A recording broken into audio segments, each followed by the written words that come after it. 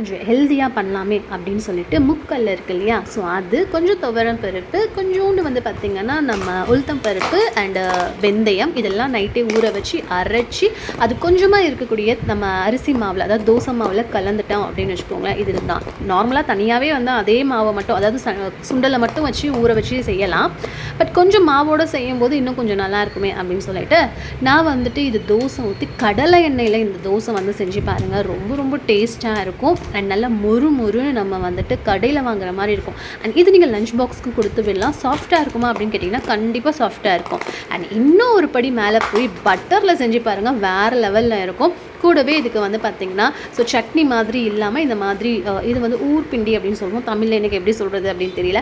So இதில் வந்து 2 தோசை காலையில் என்னோட டிஃபனாக நான் வந்து முடிச்சுக்கிட்டேன். பட் நீங்களும் இந்த மாதிரி ட்ரை பண்ணுங்கள். ப்ரோட்டீன் நல்லா ரிச்சாக கிடைக்கும் அண்ட் நல்லா ஃபில்லிங்காகவும் இருக்கும். ட்ரை பண்ணி பார்த்துட்டு எப்படி இருக்குன்னு சொல்லுங்கள்.